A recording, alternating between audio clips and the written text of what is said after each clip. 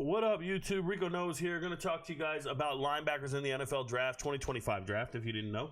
Shout out to all you guys. If you're watching this right now, just go ahead and hit the thumbs up button. If you're watching on your phone, tap it, and then the thumbs up should show. If it's not there, leave the show, give it a like, and then come back, bro. It just helps the algorithm. Do what you do.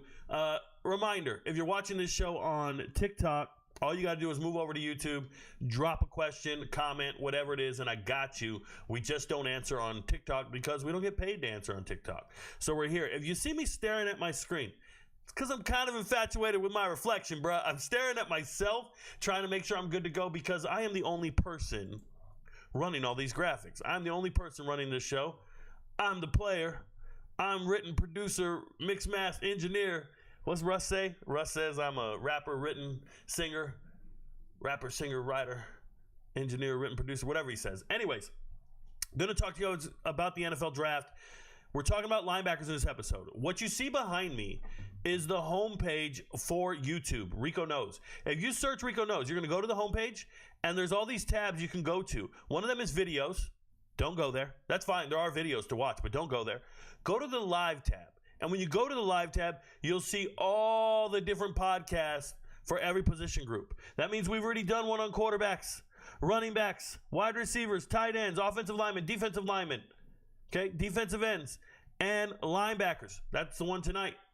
It's pretty simple, guys. If you want to learn about all the players in the draft, when you're sitting there with your family and friends for the next 3 days, if you want to act like you know every player in the draft, watch these episodes. You'll know them. And then you're going to watch me during the draft because I'm live streaming every single day of the draft. We're not missing a single draft pick. I'll be sitting here talking about it with you guys on the live stream, letting you know what teams are shit in the bed, which ones are doing amazing. But remember, I don't do mock drafts. I don't care when and where these players get drafted. I really don't. Some players will get skipped over. Some players will be taken too early. It's just like dating, bro. If you get on a dating app, some of you guys swipe right on the wrong woman. I'm letting you know that right now. Some of y'all be looking and be like, man, she's a smoker. I bet I could deal with smoking. I could deal with dude. Don't do it. Don't do it. I once tried to deal with a woman. I'm going to tell you guys a true story. I met a girl, shout out to Columbia, South Carolina. I drove to Columbia, South Carolina to meet a girl. It's about an hour. I get there. We're partying pretty hard. They're partying pretty hard. That's all I'm going to say. They're partying pretty hard. Her and her friends are all drinking like at a barbecue outside. And we're killing it. That weekend, we do St. Patrick's Day. That weekend on Tybee Island, they're all drinking. I'm not a drinker, guys. I don't drink. I'm just watching this chick drink. We hit it off pretty well. After that, we keep dating. We go on dates for March Madness. I'm like, yo, she loves college basketball. She's a Michigan State fan. We're on point right now. We're drinking in the bar. Every single March Madness game, she's ordering all these drinks. She's having a good time getting shit-faced. I don't mind. I'm getting lucky. Ignoring all the red flags. Ignoring all the stop signs. We end up moving in together. True story. A couple months go by. She goes long distance. I tell her, hey, let's come on back over here. We'll make this work. We end up moving in together. And we got a house, and we had to rent the house.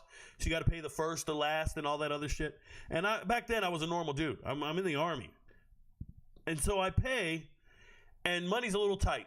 So I tell her, hey, you're going to the grocery store? She says, yeah. No, we just met each other. We never lived together a day in our lives. True story. And I said, all right, you're going to the grocery store. Just get the bare essentials.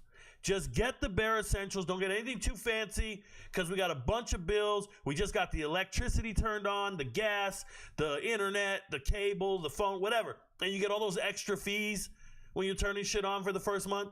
I said, money's going to be a little tight for the first 30 days. Let's just play it tight. She goes to the grocery store. She comes back. 2 boxes of wine. A bottle of Jack. I said, what is this shit? I told you get the bare essentials. what is all this? She goes, well, you know, I can't go to sleep at night without my drink.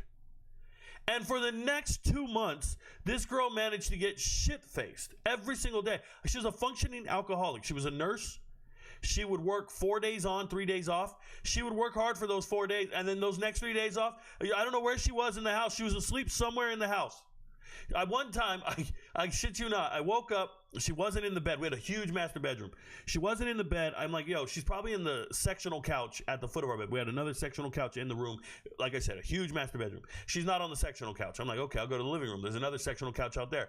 She's not on that couch. I'm like, where the hell is this lady? So I go to the other side of the house. And in the hallway is a thermostat. And she is on the floor in a puddle of vomit.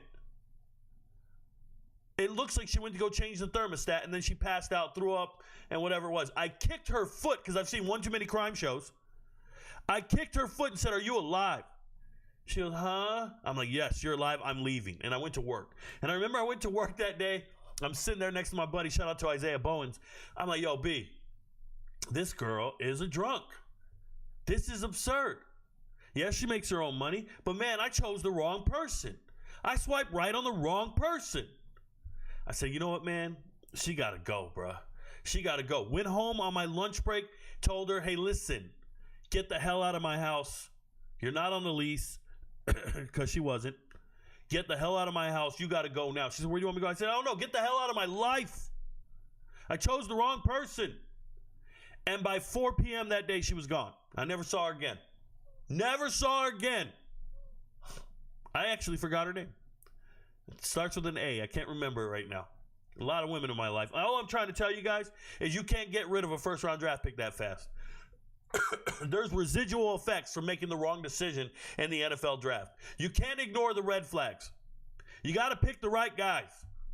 And some of these NFL teams are going to ignore these red flags because they think they can make it work. Like the next guy that met that girl was like, yo, I could get her to be with me. I bet I can make the best out of this. And I bet you can't. I bet you're making a mistake. Did you say steak? No, I said mistake. Anyways, we're going to be talking about linebackers today. First thing I'm going to do is tell you guys, if you want to see all the content in a nice streamlined way, go be a member of the Patreon. We have over 5,700 members for a reason. Yes, you're going to get all the picks for the draft. One guy asked me today on the Discord server, Rico, who's going to get drafted first? Because I'm doing a bet on this. And I gave him some advice. I'll show it to you. We have the Discord server. Only MVPs can get to these channels. Here's the Discord server right here. In the general chat, you got to be an MVP on Patreon. But he said, Rico, who's going to get drafted first? Mykel Williams or Matthew Golden? And I said, bruh, I'm taking Mykel Williams at minus 220. He said, I agree. Good call. This is Nicky Dub. This is an MVP. This is the type of stuff we're doing on the Discord server. We're trying to help you, get you paid. We're going to sit there and try to make you some money, but I can't do it for you. You can't get it for free. It's just not going to happen, bro. I'm letting you know that now. If somebody's paying me and you're not paying me, you're not getting it for free. So go, Patreon, become a member. Go to YouTube, become a member. You can hit join here too. You get access to some of the videos. Patreon has everything. If you don't know what Patreon is, download it. It's an app just like OnlyFans, except I keep my clothes on. You don't get no nipples from me, bro. Just letting you know right now. You want feet pics? Let me know. I'm built like Flintstone, okay? And I ain't talking about Fred. I'm talking about Bam Bam. Nonetheless, let's talk about these linebackers. Linebackers at the Combine. Remember, at the Combine, nothing really surprised me at the Combine. We can go in here and we can look at their 40s. I don't care about your 40 at a Combine. I got to watch the tape. I got to see you do it in a game. This doesn't really move me all that much. I will say, watching Jay Higgins run a 4.8 240 is concerning.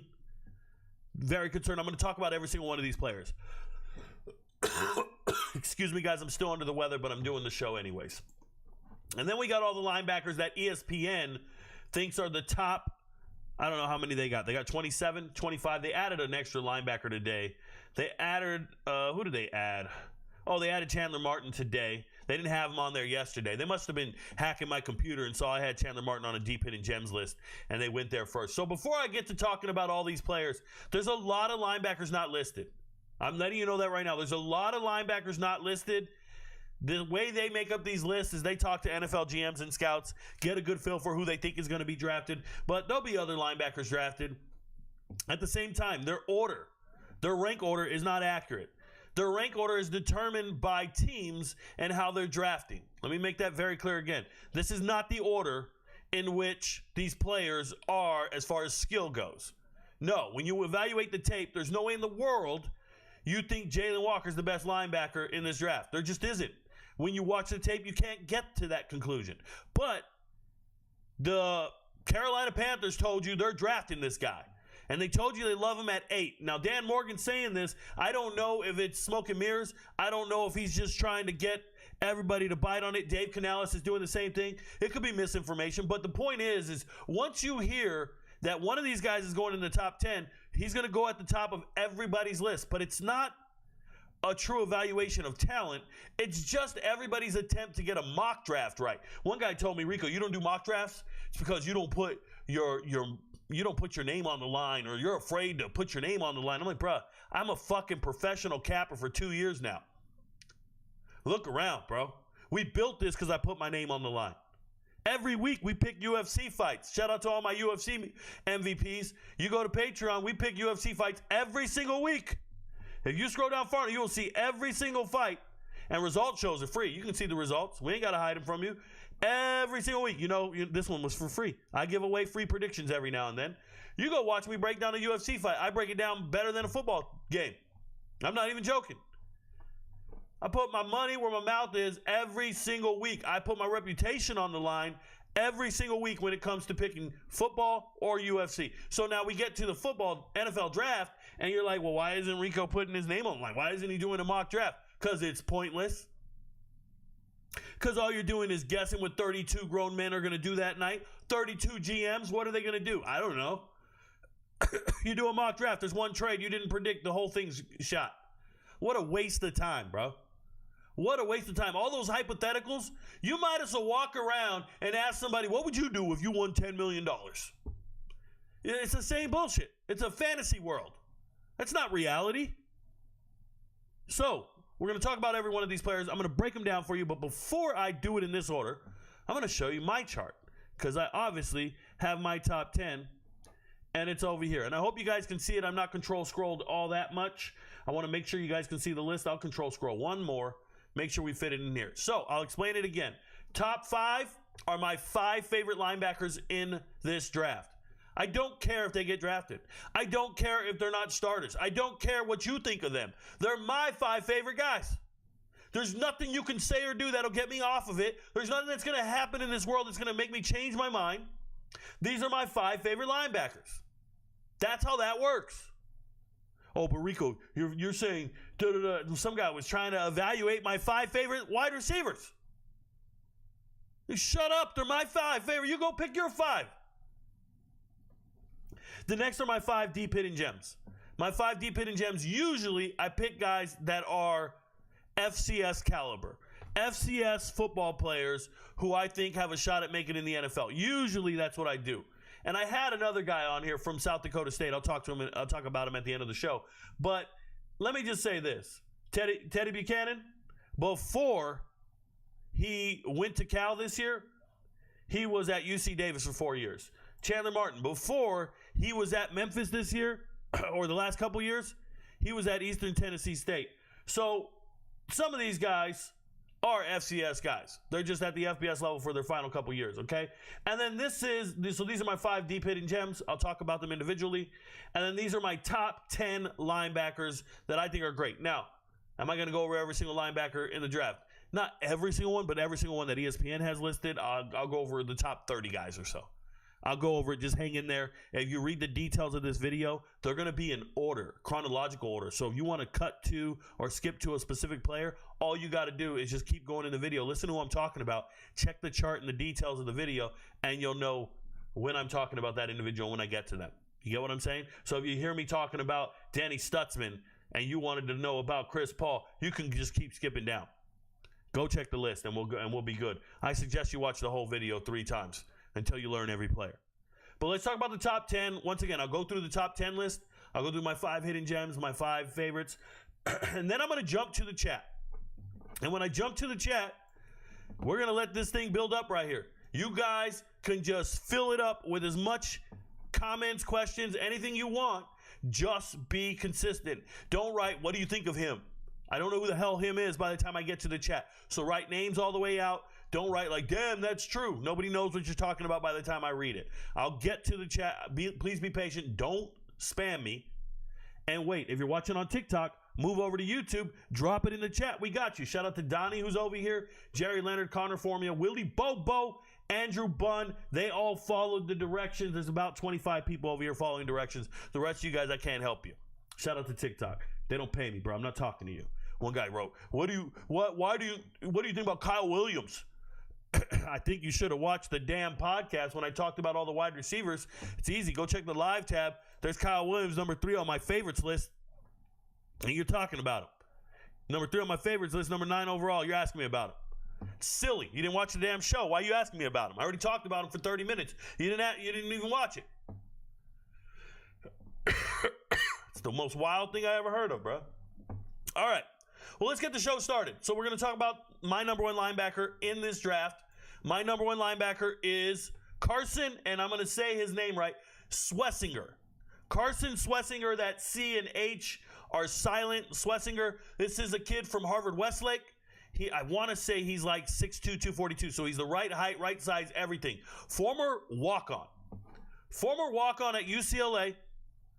He led the Big Ten in tackles, and without a doubt, he had the most impressive tape that I observed this cycle for this draft. I just saw a man with instincts for days, getting rid of blockers, getting rid of linemen, beating them to the punch, filling alleys. He's just instinctively amazing. I loved everything I saw from Carson Schwesinger, and he's so good that, remember Oladipo from yesterday? Well, I talked about him. He's not on the chart because I don't think he's top 10. Oladipo was a linebacker, just like Schwesinger, but we had to get Oladipo on the field, but we really had to get Schwesinger in that lineup. So they move Oladipo to edge rusher just so this man can be on the field. He's moving NFL draft picks to other position groups. I think he's amazing. Give me Carson Schwesinger to be the best linebacker in this draft class. I think he's the best on tape. I was thoroughly impressed. Number 2, Barrett Carter. If you are a Georgia high school football fan, you know the deal. 6A now is the highest level, but back in the day, 7A, you're looking at Gwinnett. I think it's North Gwinnett. When they won the state title back in 2017, their best player was Barrett Carter. He's been at Clemson for the last 4 years, 5 years. Am I doing math wrong? 7 years? I don't know. Since 2018. He started 40 games for Clemson. 40 games. 2-time All-American. Guess who wasn't a 2-time All-American? Those guys who got their jerseys retired. Okay, listen to me. This man is great. I think he's a starting will linebacker in the NFL. I just do. Okay, I really like his skill set, and I'm not overthinking this. I've watched enough football from Barrett Carter to know he's a leader on an elite defense. He is a leader of NFL caliber talent, and every time he's on the field, he looks the part. I will not start selling him for some other dude who just started for the first time. Won't do it. Speaking of starting for the first time, Jalon Walker. This is a Georgia athlete. Very good kid. Very well spoken. Looks like an asset to a locker room. I think that's part of the metric, right? He's somebody you would want to invest money in. He's a little bigger than Barrett Carter as far as weight goes, maybe frame and everything. But here's the deal. Jalon Walker's value comes from his ability to rush the passer. And it's very successful at the collegiate level, the way he rushes the passer. At 6'1", 240, he's not a full-time edge rusher. But he's definitely an outside linebacker in a 3-4 defense. So he's one of those 4 linebackers that are standing, out on the edge, out in the 7, outside of the tight end, 2 feet, and getting a running start at the quarterback with the right angle. He's a terror. He's a problem. He's very similar to... I don't want to say Michael Parsons because everybody's saying Abdul Carter, Michael Parsons. But listen, he's a linebacker who's not very good at linebacker, but he's pretty good at rushing the quarterback. And when your only skill set is rushing the quarterback, I got a problem with you. I don't think he's an elite linebacker. I have him at 3 because of his skill set. Yes, I know he's going to get drafted first. That doesn't matter to me. Your draft position isn't part of the metric for me. I actually evaluate tape and evaluate players separate from draft projections because I don't ever want that to influence my decision-making or my assessment. Like, you might look at a player and be like, well, he's a first-round pick. I got to put him in my top 3 or something. No, you don't. Those teams will be drafting bums in the first round. It happens all the time. Go study drafts. Go back 5 years in a draft and go look at all the first-round picks. That year, when they were coming out, every one of these nerd-ass 16-year-olds in the comments swore up and down by every single player. I got a kid telling me, Jalen Walker, number 3? Crazy work. Jalen Walker started 1 year of football. He's a 1-year starter. What are we talking about? 1 year starter. He has 1 year. I'm talking about Barrett Carter started 40 games. And you're talking about a guy who started 1 year. Cool, man. Do you, bro. Jihaad Campbell, former 5-star, played wide receiver and defensive end in high school. He's 6'2", 235. He was in New Jersey initially, and then he went to IMG for his final year. These IMG kids, I don't know if they just peak early or what's the case, but I like Campbell's tape. I just don't know how much better he's going to be because he was very, very productive in 2023. Way better than Walker. I think in 2020, at the end of 2023, Campbell was ahead of Walker on every draft board, without a doubt. But he's a more traditional linebacker, like a Sam linebacker. If you guys don't know the difference, there's a Sam, Mike, and Will linebacker. Sam being the strong side or the tight end side. Mike being the middle linebacker. That's why the M is there. The S for Sam, strong. And then the weak side linebacker, or the Will. And traditionally, Will linebackers are more athletic. They're used in coverage. Sam linebackers are stronger. They can set the edge, gap control, and things of that nature. And the middle linebackers, they are what they are. Sideline to sideline, middle linebacker. So that's traditionally how it works. Lately, teams have been running these 4-2-5, running a nickel because of 3 receiver sets or 4 receiver sets. So now your linebackers are all kind of interchangeable theoretically. So you want guys that are quote-unquote 3-down linebackers, meaning they'll be on the field all 3 downs. Jihaad Campbell is probably a 3-down linebacker. I like him. I think he's athletic. I think he's good. I think he's got a pretty high floor. Having played at Alabama, a good athlete. I like Jihaad Campbell. I got him at, 5? 4. I got him at 4 on my chart. Number 5 on the chart, Demetrius Knight, and I might be long-winded. I'm going to try not to be. Demetrius Knight in his 6th year of college, so he's played a lot of college. His cousin was D'Angelo Hall. Shout out to D'Angelo Hall. That was his cousin. This is a 4-year starter in high school as a dual-threat quarterback. Think about that for a second. You're a dual-threat quarterback. You're out there running around with the rock in your hand, playing quarterback, and then you go to Georgia Tech. You stay local. This is a kid who played at Strong Rock Christian, I believe. Strong Rock Christian High School in Georgia.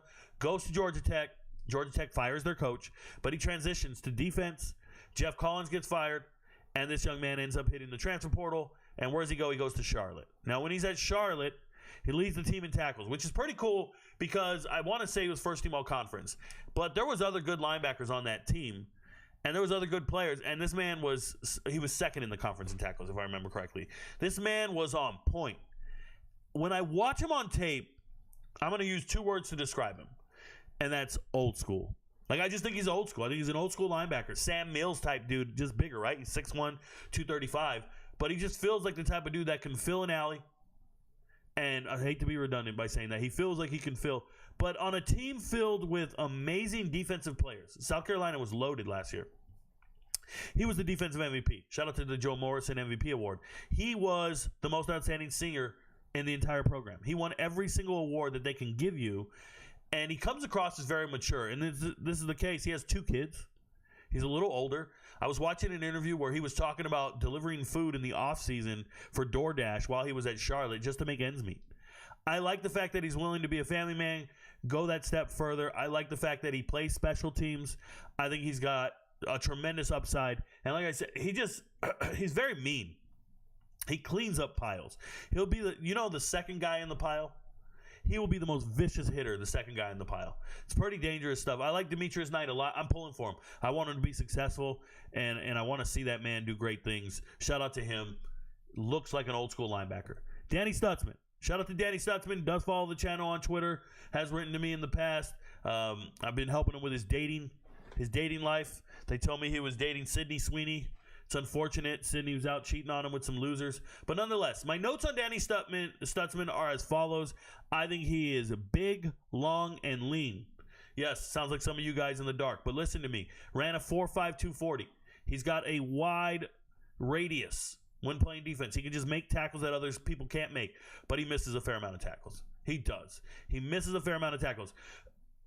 His father and mother played sports when they were at Baylor.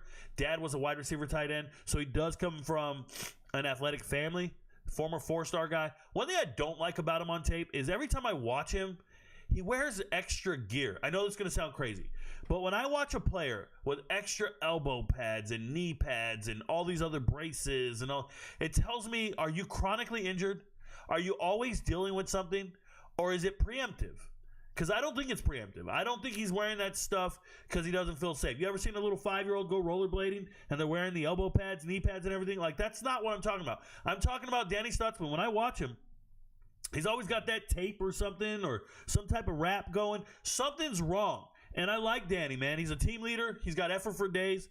He's, like I said, he's big, long, and lean. I should have been more specific. He's 6'3", 233. He's bigger than a lot of these other linebackers. I like Danny Stutsman a lot. But I feel like he's got some Van Der Esch to him, right? Some injuries waiting for him. If you didn't know, that's the Cowboys draft pick from the Broncos, from Boise State. And he just didn't really have the longest career possible because he was always injured. And I hope Danny Stutsman gets away from the injury bug, if you will. Next on my list is Nick Martin. NFL's not going to agree. They're not going to draft Nick Martin high because he's small. He's 6 foot 222. He was injured this year.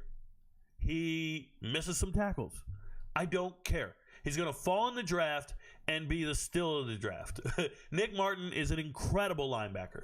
I have watched Nick Martin cover so much ground in games. It's unreal. He moves at a different speed. He is really fast. I don't know about his 40 or how, the combine, they said he was this, that, or no. On tape, he's the fastest player in the whole draft in linebackers, among linebackers. He's great. I'm a big fan of Nick Martin. Shout out to him. I hope he gets drafted. I hope somebody believes in him. Cowboys, go grab him, bro. I'm serious. Somebody better get Nick Martin. That dude's a beast. Next is Shemar James. My notes on Shemar James are he's very patient. I think he trusts his reads. He's never in a hurry. He's just going a little slow, a little calm. It's as simple as reading through the guards, and I could just watch the way he plays, and he trusts his eyes. Now, he had a season-ending kneecap dislocation at some point. That took him out of the 2023 season, if I remember correctly. And then but then he comes out this year and he starts all games, all 13 games, and he was a complete stud. I like him a ton. I think he should have come back to college football for another year because he feels like he could have been the best linebacker next year. I understand these kids want to get paid, but I think he should have went back. He is a will linebacker, but he's so good. He's young and good. Speaking of young and good, there's Chris Paul at 9. Chris Paul is him. He's just not NFL ready right now. Like, if you make him a starting linebacker in the NFL right now, he's going to get beat a lot. It's going to be a problem. I've been watching Chris Paul Jr. Since his days at Crisp County here in Georgia. And I'm assuming Jimmy Smith kind of made that pipeline possible where we're getting Georgia kids going to Arkansas because that's where he went first. Chris Paul Jr. was at Arkansas, played great, freshman All-SEC, and he had a scholarship. Shout out to my boy Cash. But out of nowhere, he transfers to Ole Miss. Thought he played well at Ole Miss, and now he's skipping his final season. A little small, 6 foot 220, just like Nick Martin, but probably more upside to some guys because he hasn't reached his full potential. He's got time to get there. Eventually, I believe he becomes an everyday starter in the NFL. I need to know what team drafts him to make that type of prediction, but eventually he's going to become pretty good. Just right now, NFL ready today? Nah. There's some other guys I believe in, but he's a beast. Like, he's a good player, so shout out to him. Francisco, I say Mauigoa. How you say it, bro? I don't know. I just call him Francisco, him and his brother. So if you don't know Francisco, used to play at Washington State, was a complete monster there, transferred to Miami, goes to Miami, does not care. He wants to play with his brother, who's a 5-star offensive lineman. He gets to Miami, does not care that Corey Flagg Jr. has been a 2-year starter there. He takes his spot. Corey Flagg has to transfer to Missouri, played his final year at Missouri. Corey Flagg's in this draft. He's not on any of my charts. I'm not even going to talk about him tonight. It's because Francisco's the real deal. Francisco, 35-inch vert, 4'6", 40. Great frame. Excuse me. Another one of those guys that cleans up piles. Don't be piling up in front of him. He's going to do what he needs to do. Now, he has a problem. He does not change direction very well, and he does not do matching in zone coverage. I'll help out some of you guys out there. What does this mean? Zone coverage. When you're in zone coverage, every defender is responsible for a certain zone on the defense. As a defensive coordinator, if I call any type of zone, the unsaid rule is if a player enters your zone, get on his hip. Get on his hip. If you got the flats and a dude comes in the flats, you don't just stand in the flats and be like, yeah, there's a guy in my zone. This is notorious. This is terrible for linebackers. When you're a middle linebacker and a tight end or a slot receiver goes hook to curl and you're standing there and you're not matching. Matching means you play man essentially when somebody enters your zone. If they leave your zone, you hand them off. Typically in underneath routes. That's those world famous in, out calls that nobody ever listens to. But the whole point is when you're matching, you get on that person's hip. You take away the space in between you and the defender. The quarterback might think it's man, but it's not. It's zone. I'm mentioning this because if you watch Francisco on tape, my God, does he not get on somebody's hip? You can complete passes on him. And this is why Miami's defense was terrible. They don't do matching in zone coverage. You got to do matching. You have to. Or else you're out there covering no man's land. You're out there like, yeah, I got this deep third. For example, I got a deep third. And there's a dude in your deep third, but you don't get on his hip. You just let them complete the pass on the skinny post or on the fade, and you're just not there. But then you tackle him after he catches it. That's Francisco's problem. I got him at 10. I still think he's a stud, but they got to work on that. He is a team captain. He's a good player. They got to work on that. All right. Before I get to the chat, we're going to scroll back up here. Go look at my favorites. And then my deep hitting gems, and then I'll go there. A little redundant on my favorites and deep hitting gems. My favorites, number one linebacker on my favorites, Shaun Dolac. What up, Shaun? Pulling him up here. Shaun, number 52 on tape. Shaun is 6'1", 225. If you don't know Shaun Dolac, back in 2022, he led the entire MAC in tackles with 148 tackles. He was everywhere, okay? He was everywhere, and you thought it couldn't get any better. He did this. He played amazing. Now, in 2023, a kid named Joel Anderson transferred in from Bryant, if I remember correctly. He was leading the nation in solo tackles from in the FCS. He transfers in. Shaun Dolac gets injured, and Joel Anderson is the only guy that was doing the thing on the tape. Don't ask me why I know everything about Buffalo football. Just leave me alone, okay? I know every team in America. I care. Now, I remember talking about this at length with the MVPs because there's some other defenders on this team that I really like in the secondary, right? Two guys. One transferred to Syracuse and one's still there at Buffalo, and then I think he's in the draft this year. But nonetheless, Shaun Dolac comes back. He hit the transfer portal, went to, I think, Utah State, and then he spent like a semester there or theoretically verbally committed to them for a semester. Then he comes back to Buffalo to lead the defense. You guys see it here. It's the first unanimous All-American in the history of the Buffalo Bulls. Yes, they had Khalil Mack. This guy is the first All-American to be unanimous. Dude had more interceptions than Travis Hunter. Okay? This man had everything. 168 tackles, 6 sacks, does everything right on the field, plays out of his mind, and he doesn't get a combine invite. This is absurd. He dominated his pro day. Dominated that joint. You know that when he was in high school, I went to go look for this. In high school, he rushed for 1,997 yards as a running back. This is a fucking football player, bro. This is a football player. That's all there is to it. He's amazing. Dominated his pro day. If he doesn't get drafted, the NFL is ridiculous. He will make a 53. He will make it in the NFL. That is a football player. The only problem is he's 24 years old as a rookie. I don't care, man. Shaun Dolac, I'm watching him on Saturdays be the best player on every field. This is a former walk-on. It's frustrating. I'm sorry, I'm under the weather, but come on, man. You ain't got to overthink this. My next favorite linebacker, Nick Jackson, bro. Nick Jackson. Do you guys have any clue how great Nick Jackson is? Nick Jackson used to play at Virginia, transferred to Iowa. You know how many games he played in college football? 73. The most in NCAA history. 73 games. How many tackles does he have, Rico? 555 career tackles. The most of any Power 4 player. The second most in NCAA history. And you bums are out here talking about potential guys. Guys with potential. Oh, Rico, he's not an athlete. I got some other guys who are athletes. Shut up. This dude has been winning every single week since you were pissing in the bed. All you kids arguing with me, I know it, bro. I know you're 16. I know you share a room with your sister. I know you've never filled a fridge, and I know you talk to grown men with your hands in your back pockets.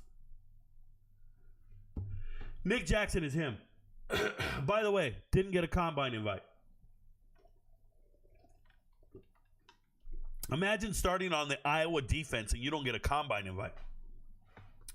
Outrageous. That's my man. Pause.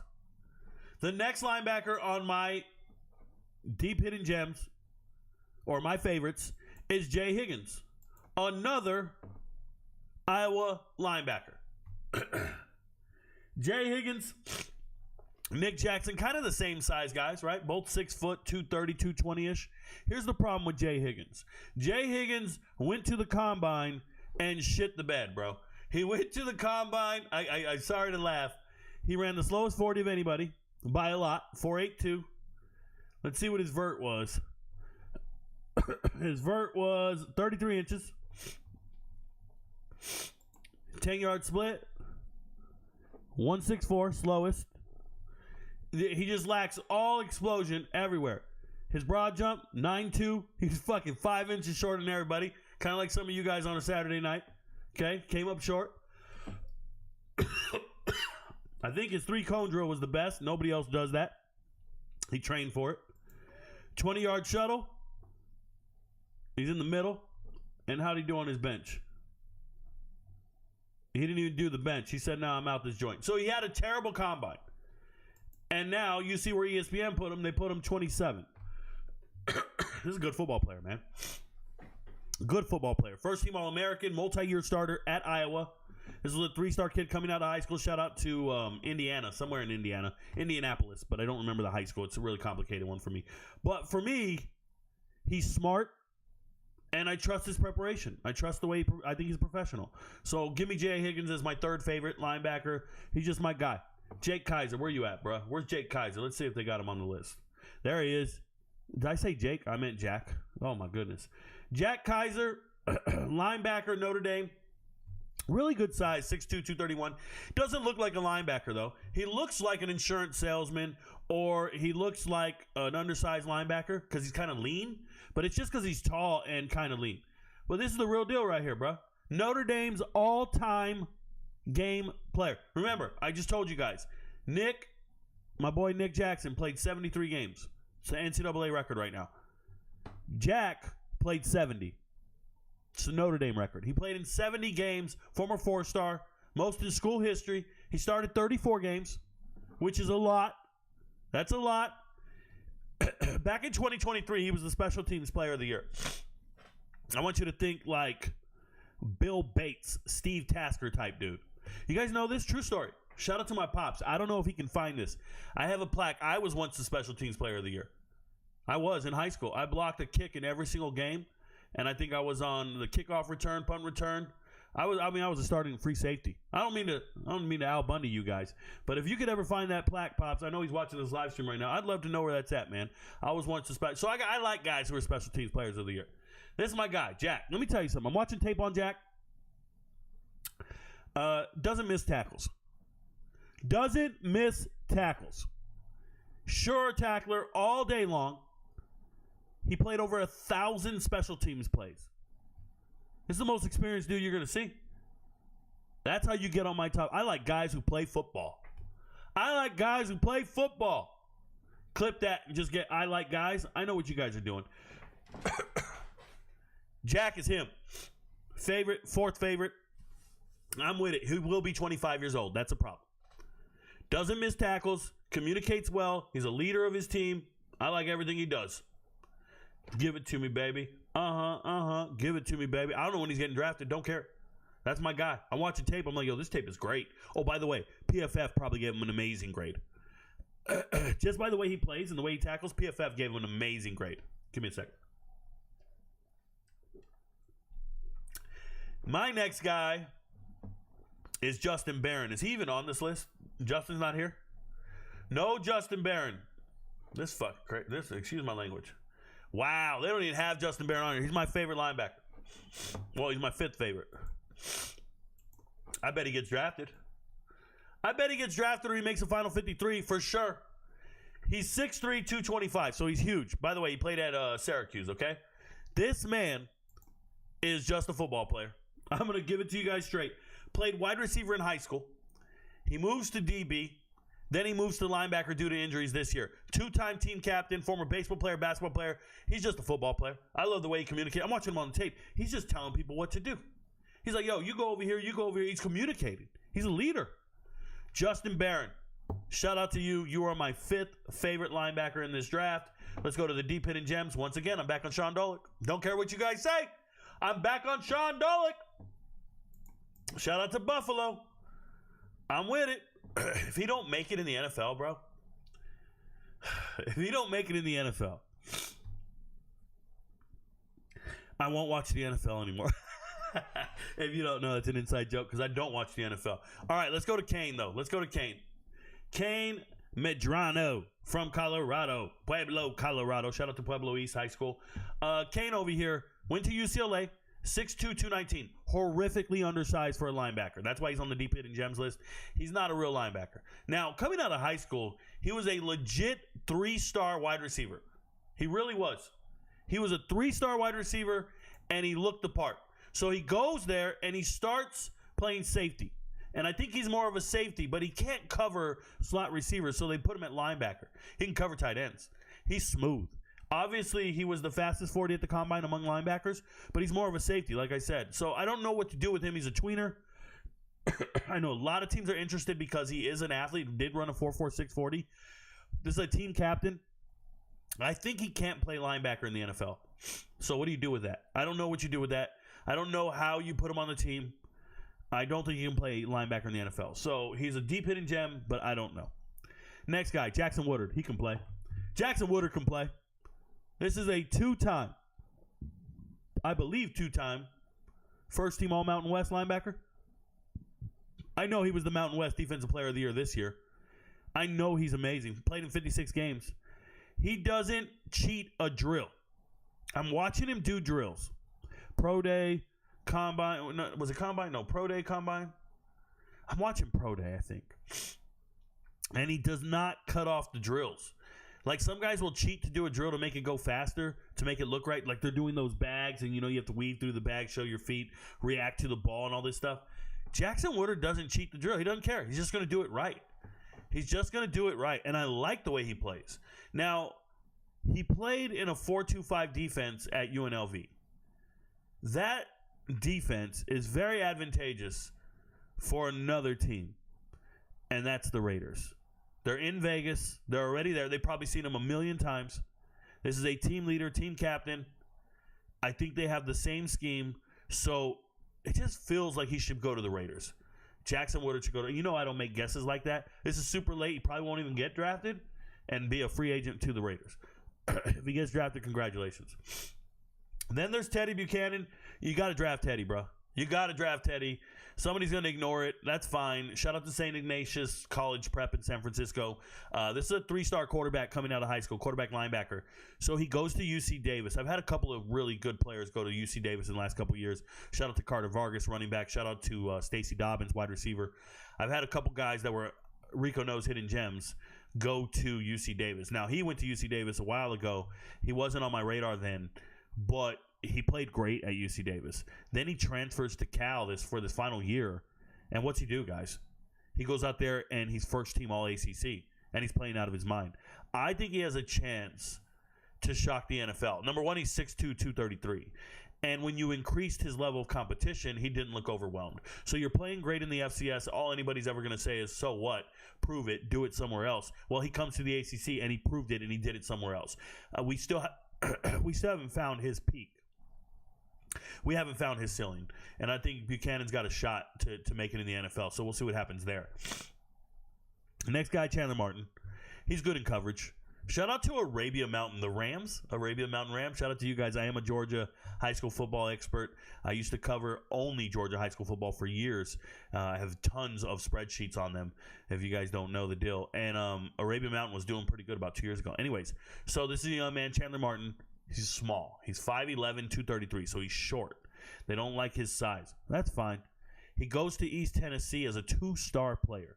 And for 3 years, he's at ETSU balling. Then he goes to Memphis, first team all AAC, American Athletic Conference, snubbed by the Combine dudes again. One thing that's hurting Chandler Martin, like he gets interceptions, he gets batted passes and all that.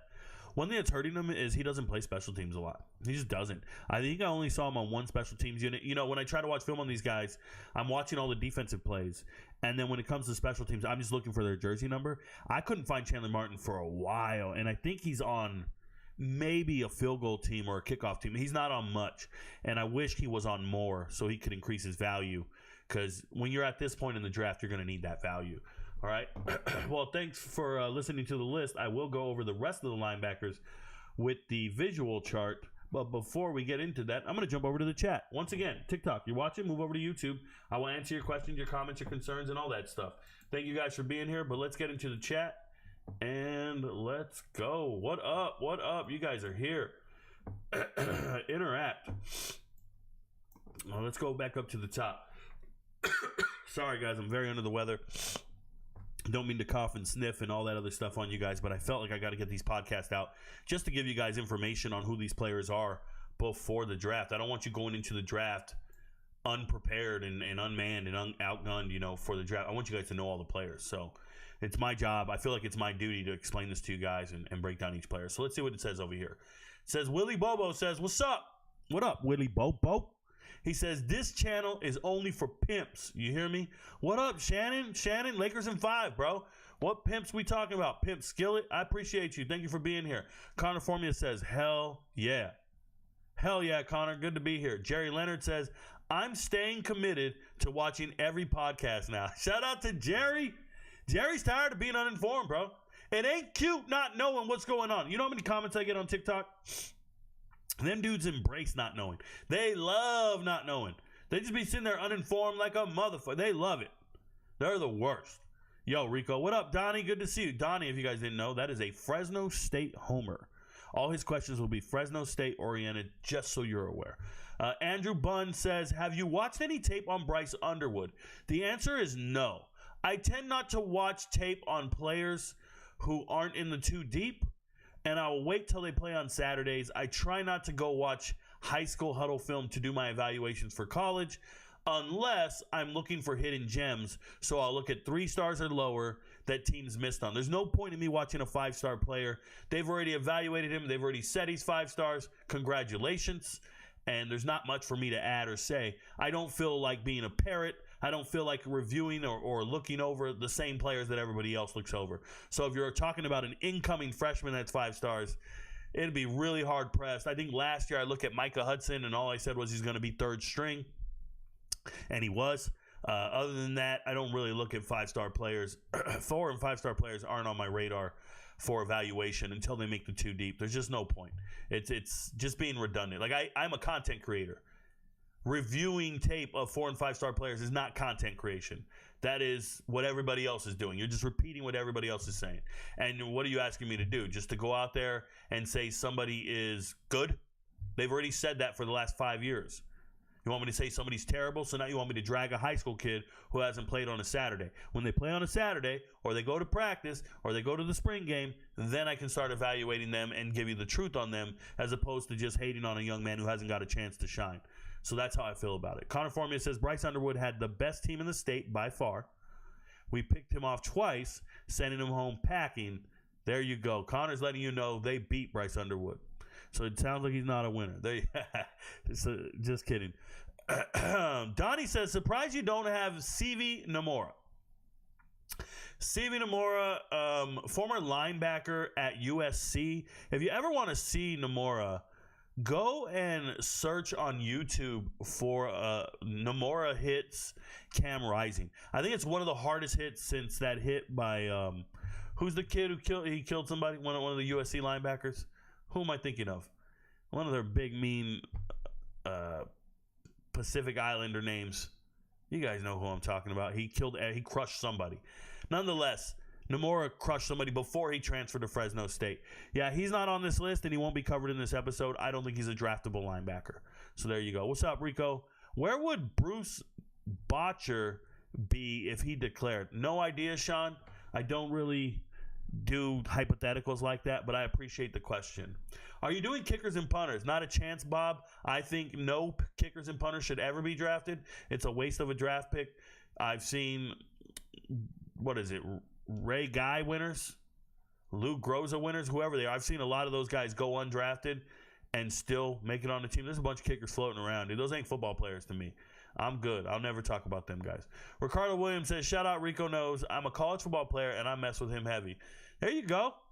You mess with me heavy. I mess with myself even heavier. Yeah, I'm out here. I'm on the goon squad for myself, bro. I love all my content. More than you do. Trust. Kevin Blyer says, who is a good NFL comparison for Carson? Pick any of the long-haired guys. Clay Matthews. Clay Matthews, good NFL comparison. Go look at Clay Matthews' tape. Former walk-on at USC. Played out of his mind. Yeah, go with Clay. One of the Matthews kids. Thoughts on Princely Umanley? You misspelled his last name. I know who you're asking about. Ole Miss edge rusher. Talked about him last show, so you can go watch the defensive end podcast. I already covered him. Talked about him very briefly. I think I hit the nail on the head. Just called him a complete bum, a loser of a man, and I hope he never makes it in the NFL. I actually hope he breaks a leg and can't work. I hope he limps around for the rest of his life and talks about what a has-been he was. And I hope he quits doing that too. I hope he gets a job as a security guard and quits doing that too. Yep, he quits at everything he does. So I wish him nothing but the worst. Jamin Mosey says, where does Levante Bentley rank in your linebacker rankings? Not a draftable player. Wouldn't be ranked anywhere in my linebacker rankings. Levante Bentley, former Clemson linebacker, went to Colorado. I would say Levante Bentley is somewhere in the somewhere in the 50, 60 range. It's not draftable. Not maybe UFL worthy, maybe CFL worthy, but that's not an NFL football player. Where will there ever be a linebacker like Luke Kuechly? Sure, there's many linebackers like Luke Kuechly. And do you think that Debo Williams is underrated? Underrated by who? Who's underrating Debo Williams? Who doesn't think very highly of him? I don't know what that means.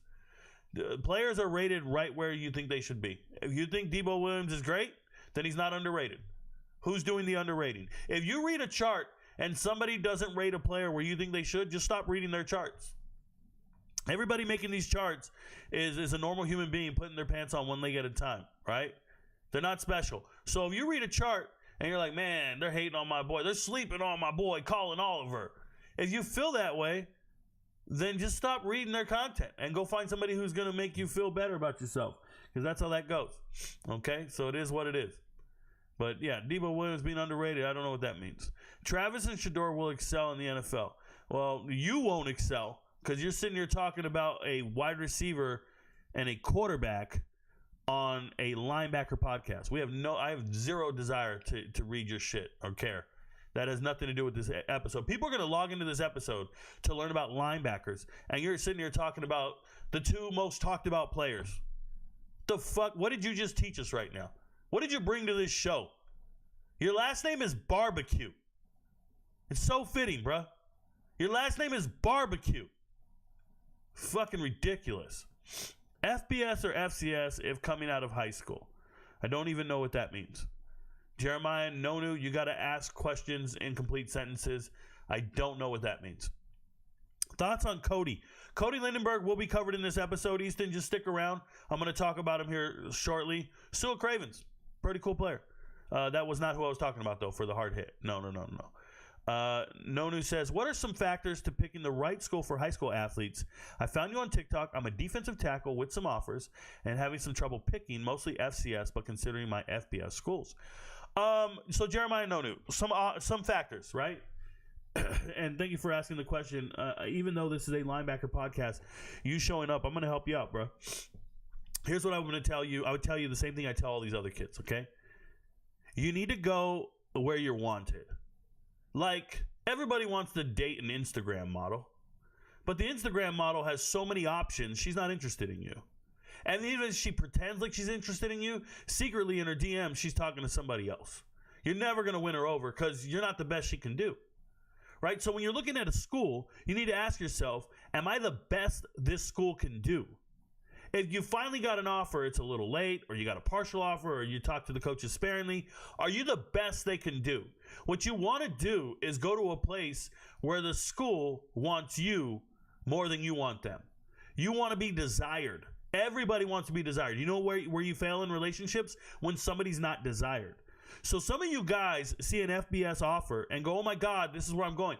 Bro, there are 80% of the players in the transfer portal in the spring are redshirt freshmen who are cut by FBS teams. FBS teams don't got time for you. They're not here to develop you. They're going to cut you. And then you're going to be in the portal with no offers. And they're not going to be interested in you. All those teams that were talking to you, they're not interested in you either because you didn't amount to anything. Now, what does that mean? That means if you go to an FCS school, you'll have more time to develop. You'll have more time to get on the field. You have a better chance to get on the field. And more importantly, if you are too good, if you are very good, maybe all conference, then you can move up to the FBS level. They'll come looking for you. They'll come paying for you. But if you're at the FCS level and you're struggling for playing time, or you're in the rotation, you're at the level you're supposed to be at. You're perfectly fine. And the whole goal of college football is to get a scholarship, to get a free education, to then become either a football coach, become a professional player, sure, but even professional players go back and they do a couple years in the NFL, and then what do? They go back to coaching. And they want to start that networking. And that networking is important. And that happens when you're at a school for a prolonged period of time. One of the other factors you want to look into when you're picking a school is their pedigree. What do they do with their players? What is the coaching staff's longevity? Like, are they on the hot seat and about to get fired? Because if you get recruited by a guy and then he gets fired the next year, what are we doing? If the defensive lines coach is there and he's been there for 5 years, sounds pretty good. But if he's been there for 3 losing seasons, he's probably getting fired after this season. And then you're going to be on a team with a bunch of coaches who didn't recruit you. This is happening everywhere. So you got to take into consideration the coaching staff, take into consideration the longevity of those coaches, the scheme, the pedigree, but more importantly, make sure you're going where you're really wanted. I saw a young man, he was going to Central Arkansas, which is an FCS program, and he stopped going to Central Arkansas because he thought he was going to get an FBS offer. He committed to Central Arkansas and then decommitted. And he said, no, I'm going to get an FBS offer. I'm out of here. And guess what happened? The FBS guys eventually told him, oh, we can only do a preferred walk-on. And then he had to find himself at a JUCO, and he never got any FCS offers. All the FCS offers were gone. So don't play yourself, right? Go where you're wanted. Go where you can make the most impact. Go to a program with stability. And at the end of the day, don't overestimate yourself. Don't overpromise and underdeliver. I have so many young men who don't understand that you can go Division II, transfer to Division I, and you'll be better off going to a Division II school because at least you're at a university getting a degree, and then transferring to an FCS school and dominating. Like, we just had that happen in the last episode. We had a defensive end do that. Right? David Walker. He's from Central Arkansas. But initially he went to Southern Arkansas. Like, people don't understand. If you can play football, they're going to find you. And if you can't play football, well, then at least you got a free education. But you don't want to go to an FBS school if you're one of many. You don't want to go to an FBS school. Like, pay attention. These coaches are telling you to go to their camps. I see all these coaches telling these kids, come to our camp, register for our camp. Come to our camp. We need to see you in person. Register for our camp. Go study who they're signing. Did they sign any players from that camp? They tell all you guys to go to that camp, and they don't sign anybody from that camp. They're signing everybody from the transfer portal. So why did you go to the camp? Because they get bonuses. They get incentive bonuses based upon how many people show up to the camp. That's their vacation money. They'd love to have all you guys sign up. So that's kind of how that works, man. No, I would tell you, man, I don't know your skill set. I haven't watched the tape. But if you're talking to FCS programs and you get some FBS offers, you should play at the FCS level. That's real. You should play at the FCS level. And if you ball out, you can always transfer up. But what you don't want to do is be one of the many FBS players. I got dudes in my DMs right now, and I mean by the fucking hundreds, that are FBS players, or they were FBS players, and they don't understand that they don't have a scholarship anymore, and they cannot play at the FCS level. They're a guy, he's like, yo, I'm a preferred walk-on, got a scholarship, I'm over here at Minnesota, now I'm in the portal, what do I do? No FCS schools are calling me. Yeah, bro, I know, they're all full. They're filled with guys that they wanted that wanted them back. When you're single and you're trying to date women, get to be about 30 years old and get on a dating app and just look what's out there. You're going to be stuck, bro, in the riffraff. And all them hot-ass girls, they're all going to be taken. And all you got is leftovers. A bunch of single moms with no job. You got nothing left to choose from. That's how it works with these schools. I saw a young man committed to Purdue. And he was like, yeah, I'm committed to Purdue. I'm good to go. And then on the signing day, Purdue pulled his offer. And he couldn't land and he's going to a prep school. This is an FBS caliber player. Going to a prep school. Going to a prep school because he can't even get to a JUCO that he wants to get to. He doesn't want to waste any eligibility, so now he's going to prep school. And I did everything I could to help him.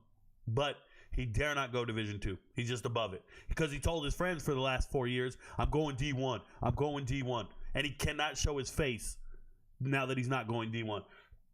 A lot of you kids have the wrong mentality, and it's going to leave you without football. FBS doesn't mean shit. Unless you're getting FBS offers from every single FBS school, I wouldn't think about playing FBS. It's hard to get there. And that's real. So, good luck, man. I appreciate you reaching out to the channel and being here. RicoKnows Princely beef got me crying. Shaun, there's no beef. That's a loser. I'm a winner. Let me know what Princely's doing at the age of 42. Let me know if Princely's living my life at 42. Highly doubt it. Highly doubt it. Thoughts on Jeffrey Bassa? He'll be covered in this episode. Sit tight. I'm talking about him. Thoughts on Carson Bruner? I believe he's on the chart. I'll be talking about him. I can double check. Give me a second here. Carson Bruner is on the chart. I will be talking about him. Shout out to Washington. Yes. He'll be later in the show. Let me get that chat back up. I'm sorry, guys. Just minimized it by accident. We're back here. Oh, I got to hit interact. There we go. All right. Thoughts on Kobe Wilson? He's not on the chart, but we'll talk about it. So Kobe Wilson, transfer from Temple, playing at SMU. I think he's a very good linebacker. I think he's pretty cool. He's just not going to be drafted, but he's a good kid, good player. So shout out to you, Josh. I've always been high on him. When are you doing corners? Need you to rate all my North Gwinnett boys high. I'm going to try to get the corners and safeties in before the draft. If I don't, all you guys are going to get is a chart. I do have to do UFC videos, and I have some other appointments in reality over here on my side. So it is what it is. All right, appreciate it. Thank you. At the end of the day, I have to put my ego aside and pick an FCS school. I think I will get more FBS schools, but we'll see how my journey goes. There you go, man. Good luck. Yeah, keep balling, keep doing what they do, but it is what it is. It is what it is. I hope you get all the offers in the world. I wish they let Bam Martin Scott have another year. I'm going to talk about it a little later in the show, Jacoby. I'll get to it. Yeah, it's unfortunate they denied his waiver. You can make it from FCS, Brody. All you need is an opportunity. Correct. And what does make it? What does make it mean? You get a free education? You become a coach someday? Coaches make real money. That's it. They make more money than these NFL players 90% of the time. These NFL players don't make it. Average career is 3 to 4 years. And that's because they're including kickers and shit. All right. Let's go. Dave Benda, he's great. Dave Benda's good. Good player. Let's go back to the chart. Get your questions in. Get them in. I'll get back to you guys. I'm going to get back to the chart and start talking about the other linebackers that didn't make the chart that I think are pretty good. Or that ESPN ranked pretty high. So the first guy we're going to talk about is Cody Simon. They got him at number 7. Obviously, he's not on my top 10. He's not on my favorites list. That doesn't mean he's bad. It's just, it is what it is, right? So he's a former 4-star, has 30 starts at Ohio State, played 59 games. You should believe in this guy. but I think he'll be drafted day 3 just by his size.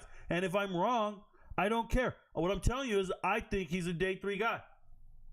That's how I evaluated his tape, and I was like, oh, this ain't that great. This kid from St. Peter's Prep out of New Jersey, this ain't that great. I'm looking at the tape, like, I think he's a day 3 guy. Now, if a team takes him before then, obviously they have him 7th. They give him an overall rank of 120. That means he's going in the 4th round. The latest, the 4th round. That's cool and everything, but that's not how I get down. I looked at the tape and thought, okay, well, let somebody draft him in the 4th round. You don't have to make the mistake. Let somebody else draft him. Right? If you're a GM and a team, you don't have to make that mistake. Speaking of mistake, Smael Mondon. Smael Mondon. I'm RicoKnows. I've been watching this young man since Paulding County, Georgia. Every time I watch him on GPB Sports, make that kid an offer, all those dudes. I used to watch this kid every single day. Every single week, I should say. Former 5-star, was a running back and a linebacker. Reminds me of Chris Paul Jr. on tape. Reminds me of Chris Paul Jr., who's in my top 10. But he doesn't have that high of a ceiling. He had a low body injury. You guys ready for this? I don't even know if this is on here. It's not on here. He had a low body injury 4 out of the last 5 years. If you go back to his high school year, his senior year in high school. 4 out of the last 5 years, this young man has had a lower bodily injury. I can't get down with it. By the way, he was also one of those knuckleheads who got arrested for driving out of control. Shout out to the Georgia football players who get arrested for driving out of control. I don't believe in Smael Mondon. I would not draft him. I actually have him in red, bright red in my database. I think he is undraftable. For me, I just wouldn't do it. Now, teams are going to draft him. When a team drafts him, it will be because they don't care about the red flags. And I get it. They're in love with his skill set, his physical, then whatever, dude. You're drafting a dude. The best ability of any player is availability. And whether this dude's in a jail cell or injured, I just don't see how he's available to play football. I'm not on it. I'm not on Mondon like that. I just don't believe in him. I wouldn't be surprised if he didn't make it in the NFL at all. I wouldn't. That's me keeping it real. Next linebacker, Jeffrey Bassa. Bassa. What up? Former safety that used to play linebacker.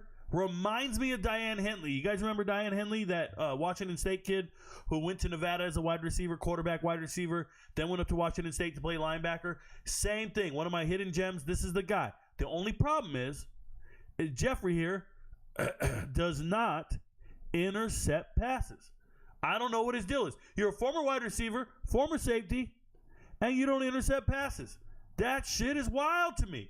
Now, if you want to see this man going absolute ham, go turn on the Liberty tape, okay? Do you guys remember when Liberty won all those games 2 years ago, and then they had to play Oregon in the bowl game, and none of the Liberty players could get open? None of the Liberty players could do anything? And I was like, yo, why do they keep gassing up this dude?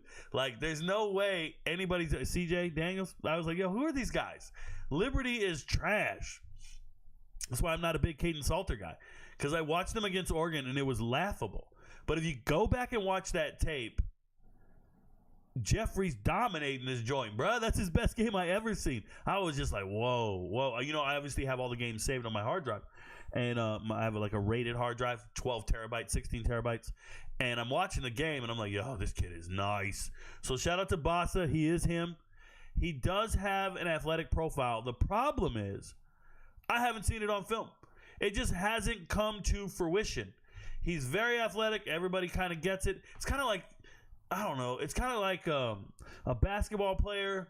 You know he can jump. You know he can run. But for whatever reason, he doesn't ever dunk it in a game. And you're like, what the hell is that, bro? Like, ain't you the guy that could play above the rim? Yeah, that's me. Look at me. In the warm-ups, he's doing all kinds of fancy shit. And then he gets in the game, no dunks. Like, what is this? It's kind of the same way. I'm watching him, and I'm like, bro, he should be making all these plays. Not happening. There's Barrett Carter at 10. You guys know I disagree. You guys already saw my chart. Here's Cody. Cody Lindenberg, 6'2", 236. Let's talk about Cody Lindenberg. I have him as a undraftable player. Now, say what you want, but he's got a red flag for me, and it's due to injuries. Injuries, red flag. Remember, I go red flags on character concerns, red flags on injuries. Those are the only two things that are going to really shoot you down my draft board other than work ethic concerns, but Let's just talk about it like it is. When I watch Cody on tape, he's missing that extra gear. He reminds me of a 4-cylinder truck. Look, bro. When I used to have a car as a young kid, and I crashed it. I totaled it. Shout out to my Toyota Celica. It was a fancy one. GTS, blah, blah, blah. It was like the new Celica that had just come out that year in the year 2000. And I crashed it. It was bad. I got T-boned. And my pop said, yo, you got to go to work. I worked about 30 miles away from home. And I was working in the newspaper. I was a sports writer. And I worked at night. Back in the day, you used to write sports at night. So I had to drive 30 miles to get to this joint. I'm not exaggerating. I lived in Indio, California. I had to drive to Palm Springs, California. And I didn't know how to drive stick. And my father gave me this 4-cylinder truck to drive to work. It was called a Mazda B2500 pickup truck, almost built like a Ford Ranger. And it was stick shift. It was his work truck. And he said, you can use my truck to get to work tonight. And we got in the truck, and I was trying to learn how to get into first gear, and I did not stall. The clutch was really long, and I was doing this slow transition. But man, did that truck suck. It could not merge into traffic very well because it wasn't fast. It wasn't doing it, bro. It just wasn't. I was kind of thrown off by it. I'm like, man, what is this? And it's crazy because I remember going in that area out in Palm Springs, all the off-ramps on the highway are these uphill off-ramps. They go at an angle. And there's a stop sign at the top. Maybe nowadays they're all street lights, but back in the day when I was driving, and this was 25 years ago, I'm driving up this hill, and there's a stop sign at the top. So it's rush hour when I'm heading into work. I'm heading into work that evening. I left home pretty early. I got on the highway. I was able to get into 3rd and 4th gear, no problem. I'm in 5th gear. I'm driving pretty smooth. But once you got on them city streets and you had to do that, get back into 1st gear at every stop sign, I'm stalling out of control. It's a problem. And I'm the only one driving. I'm 20 miles from home, 30 miles from home. And I remember I was going to be late to work. So I get to that off-ramp, and it's just a bunch of cars. I'd say, and I'm not exaggerating, like 20 cars in a row trying to get up this. They're all stop and go, going up this hill. There's no way I can do this. I'll roll back into a car behind me. So I just pull over. And I just sit there. This was 2001, actually. I remember this now because I was playing Usher's 8701. The album had just dropped. And I'm playing 8701 in the truck. I'm listening to good music. I'm trying not to stress. And I'm just waiting for traffic to go down because I can't go and stop and go up this hill. I'm going to hit something. So finally, the road clears. All the cars are gone. And now I'm going to gun it up this hill. And I remember I just hit the gas as hard as I could. And I was letting off the clutch. It was engines revving like crazy. And then I let go of the parking brake. It was down on the left-hand side with your hand. And my car just, boom, my truck just went. I'm like, hell yeah. I got going. I'm getting up this hill. I get to the top where the stop sign is. I blow right through the stop sign, bro. I'm not stopping for the stop sign. I'll roll down the hill. I can't get back up here. So I just gunned it right through. Ran a stop sign. Worked for the whole night. 2 a.m. I'm driving home. No cars are on the road. And I keep practicing. Eventually, I get there. Anyways, my point is I drove that truck for like the next 2 or 3 years before I gave it to my uncle. And for the next 2 or 3 years, I drove a truck with no balls. I couldn't get into traffic at all. Couldn't merge into traffic. Couldn't do that. That truck is the worst, bro. It can't go fast at all. It is the worst. I say that today. I was just in my Corvette. I drive a 2025 Stingray Corvette. 0 to 60, 2.9 seconds. Bruh, I can merge into traffic like a mother flipper. I can get around where I'm going. It's amazing. It's the best thing. I've never felt a car this fast in my life. And I just wanted to let you know that when I was watching Cody Lindenberg on tape, it reminded me of my B2500. It was pathetic. I thought, man, this guy's missing an extra gear. He comes across as one of those players when I watch on tape. He reminds me of a South Dakota State player. Shout out to the Jackrabbits. He reminds me of a North Dakota State player. That type of caliber of player. And it shouldn't surprise you. He's from Minnesota, right? Shout out to Anoka High School. But when I watched him, it was a problem. Now, he just had surgery for a herniated disc in December, so there's injury concerns there. He did have a good season this year, but then you have surgery after the season. He's missed the season before. He's missed injuries. Do you guys remember that USC lineman? I think it was Voorhees or something like that. It was about 2 years ago. He tore his ACL, and then he went to the combine and he still did the bench press and he broke the record, or he got the most reps ever on the bench press, so they still drafted him in the 7th round. Cody Lindenberg's probably going to get drafted higher than the 7th round, although I don't think he should. Whatever team drafts him, they're just hoping and banking on him duplicating this season. But I just don't see it, man. I don't think he's better than a lot of NFL linebackers. And remember this, when I make predictions on whether or not a player is going to make it on the final 53 of a team, it's because I've evaluated all the linebackers in the NFL. I do this every year for the draft, so I have indirectly evaluated every single linebacker in the NFL. So I know when a player coming out is better than a player in the NFL. So sometimes I'll be like, yo, I'll see where they sign after the draft. You guys know this. I do episodes on undrafted free agents, and I'll be able to call out who's going to make a final 53. I'm letting you know Cody Lindenberg is going to make a final 53 because of the fact that he's a draft pick. And if you're drafted, typically they don't cut you in the first year for the most part. Most guys make it if they're drafted in, before the 7th round. But I don't think Cody Lindenberg's better than a lot of NFL linebackers. I just don't. So that's how I feel about it. It is what it is. I hope he plays great. I hope he makes the most of it and does the best for his family and all that stuff. But I'm not on him like that.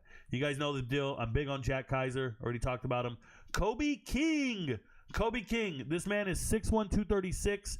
I got no shade for Kobe King. I think he's great against the run. They obviously moved him up on this chart. I just did this chart, or I evaluated all these players on this chart in the last 2 or 3 days now. And usually I take notes to let me know what order they're in. And I can tell you guys, Kobe King wasn't this high. So they moved him up. I don't know why. Maybe they talked to somebody and they were like, yeah, we're going to take Kobe King earlier. And so whenever they talk to somebody in the NFL and they say we're going to draft a guy, ESPN will move their chart to do it like this. But that doesn't mean anything to me. Like, that doesn't work. You guys know the deal. You're watching the draft. You'll see on the bottom bar, it'll be like best available player. And that dude will be there for like 20 picks, 30 picks. It's because every team's doing their own agenda. No one gives a shit about the best available player. They're taking what they want and what they need. So shout out to Kobe King. This is a kid from Detroit. He used to play at Cass Tech. That's a perennial power. Kobe King is great against the run, man. He really is. He doesn't bite on play action or misdirection. When I say misdirection, I mean like counters and stuff. I watch guards pull in the wrong direction in front of this man's face, and he don't care. He's following his reads. He's watching tape, whatever it is. The preparation they have at Penn State's pretty awesome. He's not biting on any of that shit. I watched two guards pull the other way, and they're doing this run opposite of it. I watched some of their belly blast blocks that usually catch a linebacker or a defensive tackle slipping. Not Kobe King. I think he's on point. He's a great communicator. He is a Mike linebacker. This is a guy who had the green helmet, the green sticker on his helmet, so they can talk to him and stuff. Yeah, Kobe King's him. Not great in coverage. So one-dimensional, good at run stopping, but the rest of it's kind of, it is what it is. Eugene Asante. Eugene, putting it together, man. Putting it together, the last couple years now at Auburn? And Auburn's got nothing to complain about here. 25 starts across 3 years while at Auburn. They have 2 linebackers on this list. I'm going to talk about Jalen McLeod. He's coming up. But Eugene is not bad. Started his career at North Carolina. Got no play over there. Used to play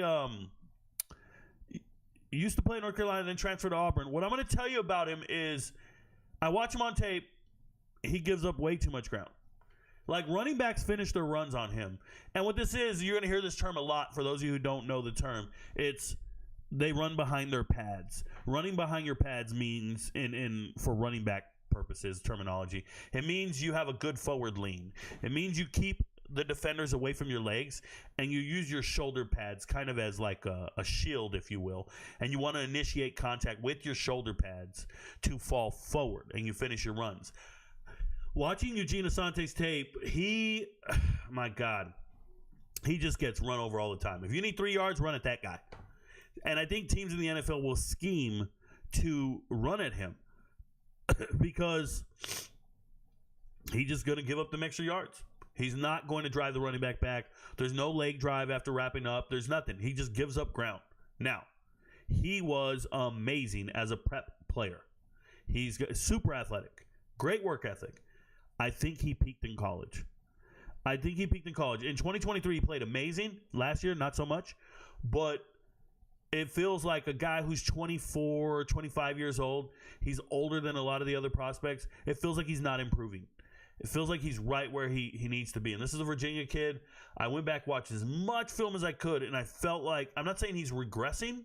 I just don't think he's improving all that much. And that's a problem. Because some of the studs at the top are. He's still a good player. We'll see what happens, but I'm not like overly excited about him. So it is what it is. Nick Martin, I already talked about him earlier in the show. I'm very excited about him. I just hope he doesn't get injured. I hope teams still believe in him even after last year's injury. But that's a beast of a man. I thought he showed out well at the combine, and he showed that his injury isn't everlasting or too long. So I like him. There's Jalon McLeod. Let's talk about it. Jalon McLeod, if you look at his metrics, 6'2", 241, what does that sound like? If you watch the Defensive End podcast, it's an edge rusher, essentially a shorter edge rusher. So Jalon McLeod is a tweener, if I will. He's a tweener. He rushes the quarterback. He led Auburn in sacks. He cannot play linebacker. I think he's a 3-4 linebacker, an outside linebacker in a 3-4 defense. He's just here to rush the passer. So on obvious passing downs, you rotate him in and you let him go. This is a young man that started his college career at App State, then transferred to Auburn. I think he does well, but like I said, this is a pass rusher. So he's labeled a linebacker, but he's not really a linebacker. There's not a 3-down linebacker or anything like that. So very specific package. Pause. Very specific use. It is what it is. I already talked about Medrano. Super athlete. Shemar James, I already talked about him. Jamin Dumas-Johnson. This is a former Bulldog, Georgia Bulldog. Used to start at Georgia, and then he left Georgia to go to Kentucky. And he says it's because he had a great relationship with Brad White, the defensive coordinator at Kentucky. And Brad White had recruited him coming out of high school and all this stuff. No, man, it was for money. It was just money. He was a hired gun. And if you look at Dumas-Johnson, he is a tremendous tester. Dude, this dude is great in his panties, bro. He's great in his underwear. He's a 37.5-inch vert, 10.5-foot broad jump, 4.5, 4.6, 40. Here's the thing. He was at the combine, and they pulled him from all the events. Now, he ended up doing everything at his pro day, but why did they pull him from all those events? I need to know. He said it was no big deal. They were just being overly cautious. But what's the medical issue here? It's a former 5-star player, excuse me. And his nickname is Pop. His nickname is Pop. None of that really matters. What I'm going to tell you is I evaluate him to be a very good player. Obviously, starting at Georgia is no joke. Going to Kentucky, but he didn't play great. He did not play great by any stretch of the imagination. This is a 4-star player out of Baltimore, but he didn't play great last year. I hope there's something there to him, but he's very athletic and tests really well. If you can do something with that, congratulations. Jackson Woodard, they moved him way up on the chart. That's my boy Jackson Woodard. I already talked about him. I believe in Jackson Woodard. Colin Oliver, not draftable. I'm just letting you know, Colin Oliver, I shouldn't say he's not draftable. He's just another edge rusher, right? 4-star guy. You see it here. He lined up primarily on the edge in college. He's 6'2", 240. That's what edge rushers look like. Shout out to him from Oklahoma City. This is a guy, was the defensive freshman of the year for the Big 12. I never really saw him get any better, but he had a ton of sacks. He had 11.5 sacks as a freshman. He's more of an edge rusher. He reminds me a lot of, and I don't see him here. Let me go to the next chart. Yeah, he reminds me a lot of Power Eccles here. Power Eccles, Jalon McLeod, Colin Oliver. 3 guys. Where's McLeod? I just talked about him. Jalon McLeod, Colin Oliver. All 3 are kind of interchangeable. So pick the one you want.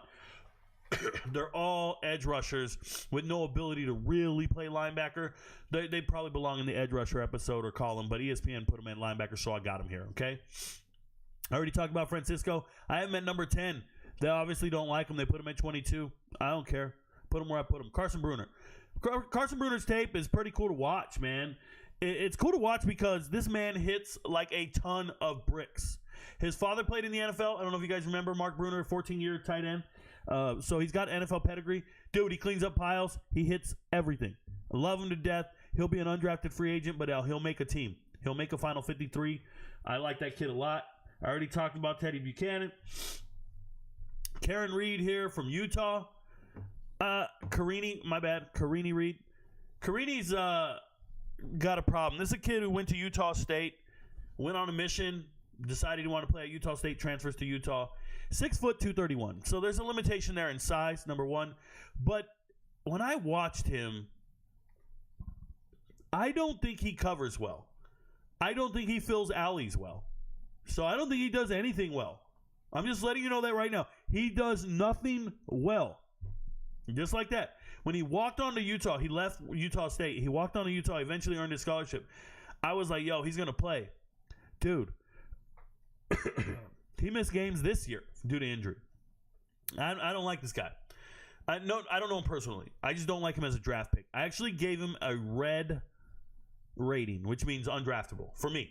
I think he's undraftable as a linebacker. I saw nothing that impresses me from him, okay? Just nothing.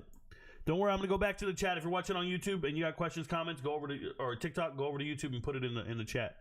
Next linebacker I want to talk about, I already talked about Chandler Martin, Power Echols. Power Echols, small, edge rusher. He's 5'11", 237. He does not have the length to really be an edge rusher. So what do you do with that? I think he's the first linebacker edge rusher under 6 feet. They're going to tell you he's Ivan Pace Jr., but I don't see it. Remember when I had Ivan Pace Jr.? And for those of you who don't know, Ivan Pace Jr. went undrafted out of Cincinnati. But don't get it twisted. I was in here screaming about Ivan Pace Jr. Where was he? This is 2 years ago? Ivan Pace Jr. right here. I told you he's my second favorite linebacker in the draft. I put him in my top 10. He went undrafted. Everybody's laughing at me. Oh, my God, Rico, you have him top 10 and he ain't shit. I don't care. I put him up here because I knew that I love everything he does. And he made it in the NFL, and he's there today.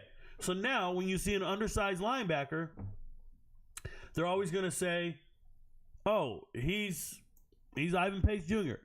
I don't see it. I watch the tape. I don't feel that way at all. The best game he ever had was against Boston College. And if scouts are watching the Boston College tape, cool.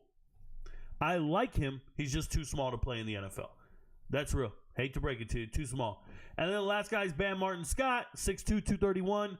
He plays like a thumper, but he reminds me of somebody who was in school and they ask you to read out loud. You guys ever been in class? Let's say you were in middle school and they were like, okay, everybody's got to read a paragraph out loud. And you were sitting there and you were reading the book. I used to read that paragraph before it was my turn. I knew it was coming. And I was like, yo, I'm ready. And then when it was my turn, I ripped it every time. Never had a problem. But there was always this one kid. His name was Corky. At least that's what we called him, Corky. What up, Abraham? Abraham Carranza. Corky. Corky didn't belong in the class, bro. He needed to be in that other class with all the special kids who go to lunch early. But when it was time for Corky to read, he took forever. Took forever. Stuttering on all the words, couldn't get it out. We were like, bro, we know what's happening. Just do it. That's Bam Martin Scott. I'm watching him on his reads. Not there. Shout out to Tavarian, by the way. That's his real name. Not there for me when I see his reads. Now, he went to a JUCO to start off. Shout out to Dodge City, right? Did not get the waiver, so he had to go into the draft. He did not want to go into the draft. Listen to me. He has been playing college football for a long time now, and he's only started 6 games last year. 6 games. I don't think he started any games in high school until his senior year. I tried to find old huddle tape, old anything. He didn't start games until his senior year. So he's a late bloomer, or it just takes him a long time to finally figure out what the hell's going on. I'm serious. I think he's good enough to make a Final 53. I really do. I really, really do. All right, so now there's some other linebackers. It looks like they took them off the chart, but I'm going to talk about them. Yeah, because they took them off the chart. Peli's not here. Let's see. He didn't go to the combine. I want to give you guys a visual of, let's go to my profile real quick. So I talked about Keenan yesterday. Keenan Peli here. He's a linebacker in the draft. I don't think he'll get drafted. He's going to be 27 years old if he gets drafted. You heard me right. 27. When he played at BYU, before he transferred, he was at BYU. He was good before the injuries. But when he played at BYU, Taysom Hill was his quarterback, and Fred Warner was a linebacker on the team. These are established NFL players for many years now. That's who he played with in college. So didn't have a sensational year this year for Tennessee. I don't think he gets drafted. ESPN read my post. This was 21 hours ago. They had him on this chart 21 hours ago. Now they don't. Ever since my post went up, they took him off the chart. That's hilarious. They took him off the chart after I made the post, and they replaced him with... Oh, they read my chart again. They replaced him with Chandler Martin. It's a true story. So, yeah, there's Peli there. And then, who else do I want to talk about? Oh, Adam Bach. So, Adam Bach, on my hidden gems chart, I had to move Chandler down there just so I can get everybody on the list. You guys know me. I had to move Chandler Martin here. But Adam Bach was there. This is a 4-year starter at South Dakota State.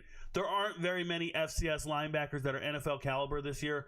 A lot of this has to do with the transfer portal. They just took all the players, guys like Buchanan, Chandler Martin, right, moving up from the FCS already. So there's not a lot of FCS caliber linebackers or guys that are going to be drafted. But I think that Adam Bach has a chance to make it in the NFL. 6 foot 225, been there. He's been been at South Dakota State, the Jackrabbits, for 5 years. He did 23 bench reps at their pro day. He did a 32-inch vert, so I like him. Now, he's no slam dunk. Remember South Dakota State? If you look in last year's draft, lineman, Mason McCormick, South Dakota State. Garrett Greenfield, South Dakota State. Isaiah Davis, South Dakota State. So you have these players, Dallas Goedert, even the year before, when we had, who was the offensive lineman? It was Cody Mock, North Dakota State. We have no slam dunks like that from North Dakota State or South Dakota State at linebacker. So it's just one of these things where I'm naming a player that I kind of believe in. Shout out to Adam Bach, okay? But yeah, that's my linebackers. Well, I'm going to go to the chat one last time, answer all your guys' questions. Thank you guys for being here tonight. Let me move it over, and let's go see what you guys are talking about. Let's go see. Interact. All right, let's go see what you guys are talking about. Not much, so we're good. Okay. What are your thoughts on David Benda? I think he's a pretty good player. Rico, do you think the traditional walk-on is now dead with the new NCAA roster rules with only around 80 guys? You think guys can't walk on from being normal students? So the roster rule is 105 scholarships. I don't know of any. I don't know how the walk-ons are going to work. I haven't read into it, so I don't know if it's dead. It's just, it is what it is, right? The preferred walk-on is dead. The preferred walk-on's thoroughly dead. Go where you're wanted. What are your thoughts on Karini Reed? I already talked about it. Rewind the show. Bossa had an interception in first game against Ohio State on the first drive, but got ruled a catch for some reason. He's okay. Personally thought he got outshined by firmer walk-on Bryce Botcher. Yeah. It's fine. It's just, like I said, he has an athletic profile, but I haven't seen it on tape. That's the reality of the situation. Love watching your content, Rico, and I'm a South Carolina fan and been a fan through the struggles, and even when we had Perry Orth and Michael Sarcone at quarterback. Damn, you've been struggling for a while, Jacoby Harris.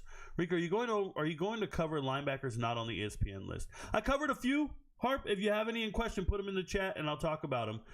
But I covered a few, right? Rico, I've seen a lot of people high on Schwesinger. Schwesinger, could you talk about what sticks out on his tape? I did at the beginning of the show. I told you why he's my number one guy. He has just unteachable traits, right? He has, what is the term we use? Innate traits, meaning he was born with it. He has instincts. The way he plays, he just avoids the first lineman that tries to make contact with him. He sheds blockers. He fills alleys. He plays really fast. He's a short tackler. There is nothing weak about his game. He's the most impressive tape I've seen of anybody. It's not even close. I looked at it and I said, holy shit, that's the best linebacker in this draft. I've looked at everybody's tape. It is what it is. What do you think about Danny Stutsman? Rewind the show. I already talked about him. I guess you answered my question about linebackers not on ESPN, but thoughts on Jalen Walker? Yeah, didn't get to him. He's not on the chart, but Jalen Walker's a stud linebacker. Obviously a transfer from JMU, coming out of high school, 0 stars. Nobody really believed in him. Nobody believed in both linebackers at JMU. They go transfer to Indiana. They play out of their mind. I'm a big fan of Jalen Walker. I believe in him. Just don't know about an NFL pedigree or if anybody's going to draft him, but I'm sure it is what it is, right? Also, why are you low on Jihaad? I don't think I'm low on Jihaad. Jihaad's in my top 10. What is he? He's number 4. Is he 4? 1, 2, 3, 4. There are 3 linebackers ahead of Jihaad. What the fuck are you talking about? Why am I low on Jihaad? What do you mean? There are 3 players ahead of him. How is that low? You guys don't understand. All 5, 6, 7 of these guys can smash it and be great. That is ridiculous. I know you are on NFL draft linebackers, but I'm studying college rosters, and I want to give you respect for you letting us know about LeBron Bond back when he was in high school. Yeah, I made a video on LeBron Bond 2 years ago. Shout out to him, playing at Maury in Virginia. LeBron Bond's one of the best wide receivers out there, committed to go to Indiana. I really believe in LeBron Bond. I think he's one of the best. Well, I think he's a speed demon. I think he's one of the best players, and nobody talks about it. Is Xander Mueller from Northwestern not good enough? He's just not an NFL pedigree guy. He's definitely a good football player. Just doesn't have the right traits to make it in the NFL. But maybe he has the right work ethic. Maybe he finds the right combination for him and makes it as an undrafted free agent, as a practice squad player, but not one of the top guys getting drafted. So you won't be hearing his name over the next 3 days once Thursday comes around. So basically, he's a dog. See, that's what we told you not to write. Told you guys not to write comments like this. Basically, he's a dog. We don't know who he is.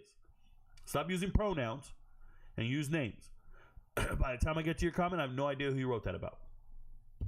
Basically, he's a dog.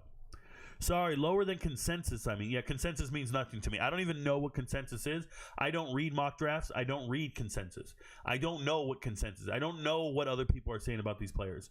I don't worry about that. If you let people influence you, I'm going to give you an example, bro. You ever been to a restaurant? What do you order at fucking Wendy's, bro?